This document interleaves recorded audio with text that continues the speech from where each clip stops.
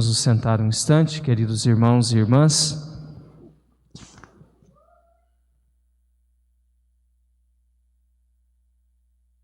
Neste segundo domingo da Quaresma, nós ouvimos o Evangelho da Transfiguração. A Transfiguração que tem muito a ver com a paixão e a morte de Cristo. É um sinal glorioso, mas que pretende preparar a alma dos apóstolos, dos discípulos de Jesus, para uma dura lição que está para chegar. De fato, compreender e aceitar a cruz não é nada fácil. Aquele Jesus que era poderoso, aquele Jesus que mandava uma tempestade se acalmar, e o vento e o mar cessavam, aquele Jesus que expulsava demônios das pessoas, aquele Jesus que curava muitas doenças, aquele Jesus que chegou a multiplicar pães. De repente eles vão ver o seu mestre fraco, indefeso, traído, maltratado, e a sua vida foi finalizada com um dos piores castigos, aplicáveis somente aos piores bandidos, a cruz. Como entender isso? Como permanecer de pé depois de tudo isso? Por isso que Jesus hoje, para preparar o coração dos apóstolos, lhes dá uma prova antecipada da ressurreição. O Papa São Leão Magno, que viveu no século IV, ele nos deixou um pensamento muito importante sobre a transfiguração. A transfiguração tinha por finalidade afastar do coração dos apóstolos o desespero diante da humilhação da cruz que viria. Nosso Senhor como que dava aos apóstolos uma pequena gota de mel para adoçar a sua boca, para que eles pudessem permanecer firmes quando viesse o sabor amargo do sofrimento. Por isso a transfiguração para nós também é um sinal de esperança, um sinal de que apesar de todas as dificuldades que vivamos, todos os desafios, todas as perseguições, Deus sempre vencerá no final. Sempre o Senhor passará à frente. Nós também, como seres humanos, ainda que carregados de miséria e de sofrimento, também temos um destino glorioso e divino. Deus Pai não nos criou para a morte, mas nos criou para a plena comunhão com Ele. E para isso, Ele nos deu o seu próprio Filho. Por isso, olhar a paixão e morte, nós devemos olhar com a mesma intensidade com que olhamos para a Páscoa. Muitos cristãos não gostam de celebrar a Quaresma. Muitos cristãos não gostam da Semana Santa. Muitos cristãos não gostam de olhar para o crucifixo, porque parece uma imagem tão violenta, e de fato é. Mas é a violência que a humanidade fez com o Filho de Deus. Por isso é preciso olhar para a cruz. É muito melhor celebrar a ressurreição, sim, dizer aleluia, Cristo ressuscitou, venceu a morte. Mas se a gente não souber passar pela cruz, a ressurreição é apenas uma fantasia. Quem não sabe passar pelo sacrifício do amor, não saberá o que é a glória da ressurreição. E temos os 3 apóstolos, Pedro, Tiago e João. 3 apóstolos muito importantes para a igreja, mas que também vão ter que eles mesmos fazer uma experiência de conversão, porque num primeiro momento eles não entendem o que está acontecendo. Mesmo no final da transfiguração hoje, os discípulos ficaram calados com medo. Não contaram nada para ninguém daquilo que tinha acontecido. Se nós olharmos no Evangelho um pouquinho antes, em outras passagens, Tiago e João, eles fizeram um pedido para Jesus certa vez. Tem um evangelista que vai dizer que não foram eles, que foi a mãe deles. O que eles pediram para Jesus? Senhor, quando o Senhor tomar posse do teu reino, nós queremos sentar um à tua direita e o outro à tua esquerda. Ou seja, eles queriam poder, eles queriam fama. Eles pensavam o reino de Cristo como um reino da terra, uma corte real. Eles queriam ser príncipes. E isso causou inveja nos outros apóstolos também, porque eles também queriam, né? Ficaram incomodados porque eles também gostariam de ocupar aquele lugar. E Jesus fala para eles: olha, não é assim. Vocês podem beber o cálice que eu vou beber? Eles responderam que sim. Mas o cálice que Jesus haveria de beber é um cálice que eles, num primeiro momento, não compreenderiam. O apóstolo Pedro também não compreendeu. Quando Jesus, logo depois do seu primeiro anúncio da paixão, o que é que Pedro faz? Pedro fica escandalizado, chama Jesus de lado e fala: Senhor, Deus não vai permitir que isso te aconteça, Deus o livre. E aí Jesus olha para Pedro e fala: vai para trás, Satanás, porque você não pensa as coisas de Deus, mas pensa as coisas dos homens. Pedro queria achar um atalho mais fácil para desviar o caminho da cruz. E Jesus o chama de Satanás.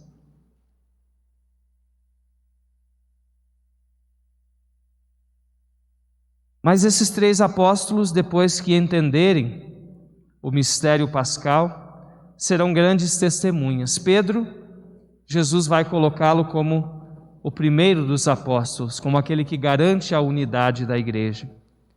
São João vai ser o único dos apóstolos que estará ao pé da cruz, junto com Maria, e que ouvirá as últimas palavras do Cristo: Pai, em tuas mãos entrego o meu espírito, tudo está consumado. São Tiago vai ter a honra de ser o primeiro apóstolo martirizado, pois vai derramar o seu sangue por Jesus no ano 44. Então essas três testemunhas da transfiguração também serão importantes colunas da igreja, junto com os demais apóstolos. Jesus os leva para um monte, o Monte Tabor. Se nós olharmos lá na internet, o Monte Tabor, né, temos imagens lá, é bem alto, 588 metros acima do nível do mar. Fica na Galileia. E o monte na Bíblia, ele é um lugar muito especial. É um lugar do encontro com Deus. É o momento, quando subimos para um monte, é o momento de sair do barulho, das preocupações, das angústias da vida cotidiana e ir para um lugar de solidão, de silêncio, para que se possa ouvir a voz de Deus. Jesus os leva para o monte, para um encontro precioso. O monte também era considerado o ponto que une o céu e a terra. Então Jesus conduz os seus discípulos para um encontro com a sua divindade. A visão é tão maravilhosa que Pedro não sabe nem o que fala, né? Ele diz: Senhor, vamos armar 3 tendas, uma para o Senhor, outra para Moisés, outra para Elias, vamos ficar por aqui, aqui está bom. No fundo mostra o nosso desejo de ter uma morada permanente em Deus. Quando fazemos momentos importantes, especiais da graça de Deus, momentos de um verdadeiro encontro intenso com Deus, a vontade é não voltar mais. a vontade é ficar lá para sempre. Mas Jesus manda que os apóstolos voltem para a planície, voltem para o meio do povo, pois a experiência de Deus nunca é uma experiência somente para a pessoa. Ela é uma experiência para ser comunicada aos demais. Não se acende uma lâmpada para colocá-la debaixo da cama, mas se coloca no ponto mais alto da casa para que ilumine a todos. A experiência de Deus deve ser assim, para nós acendermos a chama também que talvez esteja apagada no outro. Mas os apóstolos dormiram. E aqui São Lucas frisa muito bem isso para nos mostrar que nós também, quando não percebemos a presença de Deus, quando não vemos com os olhos da fé a divindade de Jesus, nós também estamos dormindo. É interessante perceber como a gente se esforça, gasta tanto, do nosso tempo, das nossas capacidades, pelas coisas da terra, que haverão de passar, que em breve a gente vai entregar, não vai levar nada, e quão pouco ou quase nada que a gente se esforça pelas coisas do céu. Como a gente faz uma inversão, E sabemos que o nosso encontro é com Deus, mas ainda insistimos em batalhar pelas coisas do mundo passageiro. Precisamos acordar do sono. Estar vigilantes para compreender. Compreender o quê? Quem é Jesus? Hoje os dois personagens que aparecem na Transfiguração nos ajudam a dar a resposta. Moisés é o grande líder de Israel. Ele conduziu Israel do Egito, da escravidão, até as portas da terra prometida. Jesus nos conduz para além disso. Jesus nos dá aquela pátria prometida que não é uma pátria geográfica, mas que é o pleno encontro com o Pai. Sermos chamados filhos no Filho e podermos viver a comunhão perfeita e completa com Deus. Moisés, no meio do itinerário para a terra prometida, subiu ao monte Sinai e lá recebeu os 10 mandamentos. Jesus vai elevar esses 10 mandamentos ao seu grau mais alto, dizendo que o amor a Deus e ao próximo resume em toda a lei. O outro personagem, o profeta Elias, o maior dos profetas de Israel, que acabou com a idolatria em Israel e estabeleceu uma nova aliança entre Israel e Deus. Jesus é maior que Elias, pois no seu sangue, como nós rezamos na consagração eucarística, o sangue da nova e eterna aliança, ele vai estabelecer aliança definitiva com Deus. Quem é Jesus? O próprio Deus dá a resposta. Da nuvem, o Pai diz: "Este é o meu Filho amado, escolhido, escutai-o." Escutar aqui não é simplesmente acolher sons, palavras, mas é muito mais profundo. Escutar é pautar a nossa vida de acordo com os ensinamentos de Jesus, crer na sua pessoa e na sua missão salvadora, para com Ele ressuscitarmos na Páscoa. A semente da nossa vida divina é lançada quando decidimos ouvir e colocar em prática a palavra de Cristo. E aqui é um momento oportuno para a gente fazer um questionamento a si mesmo. Será que eu creio na palavra que eu ouço? Eu deixo minha vida ser moldada pela palavra que eu escuto? Na primeira leitura nós temos o exemplo de Abrão. Abrão era um homem rico, né? Tinha rebanhos, tinha escravos, tinha terras. Mas Deus aparece na vida de Abraão e lhe faz uma promessa: sai da tua terra, da tua pátria, e vai para a terra que eu te mostrarei. Lá eu vou fazer de você um grande povo.